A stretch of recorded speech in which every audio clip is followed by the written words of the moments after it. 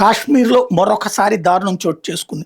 అనంతనాగ్ జిల్లా కేంద్రం కీలకమైన లాల్ చౌక్ దగ్గర మార్కెట్ ప్రాంతం టైంలో బుధవారం మధ్యాహ్నం 12:30 గంటల టైంలో అమర్నాథ్ యాత్ర భద్రతకు సంబంధించిన పోలీసు విధుల్లో ఉన్నటువంటి సందర్భంలో ఒక కానిస్టేబుల్ ఓ మోటార్ సైకిల్ అటు మీద దూసుకొచ్చి దాని మీద ఉన్న ముష్కడు వెంటనే తన దుస్తుల లోపల తుపాకీ బయటికి తీసి పోలీసుల మీద కాల్పులు జరిపి క్షణాలు అక్కడి నుంచి పారిపోయాడు. ఏం జరిగిందో అర్థమయ్యేలోపు అక్కడ ఉన్న హెడ్ కానిస్టేబుల్ అషీక్ హుస్సేన్ కురేషి శరీరంలోకి తోటాలు దూసుకెళ్లడంతో తీవ్ర గాయాలతో నేలకొరిగాడు. తక్షణం ఆసుపత్రి తరలిస్తే అప్పటికే ప్రాణాలు కోల్పోయాడని డాక్టర్లు ధృవీకరించారు. ఉగ్రవాద దాడి స్థానికంగా తీవ్ర సంచలనం సృష్టించింది.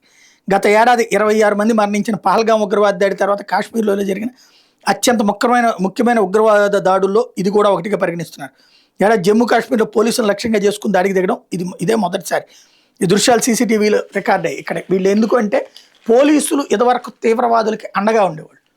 ఇప్పుడు ఆర్టికల్ 370 రద్దు తర్వాత పోలీసులు ఎదురు తిరుగుతున్నారు, వీళ్ళని పట్టుకుంటున్నారు. కాబట్టి పోలీసులు భయపెట్టే ప్రయత్నం ఇది.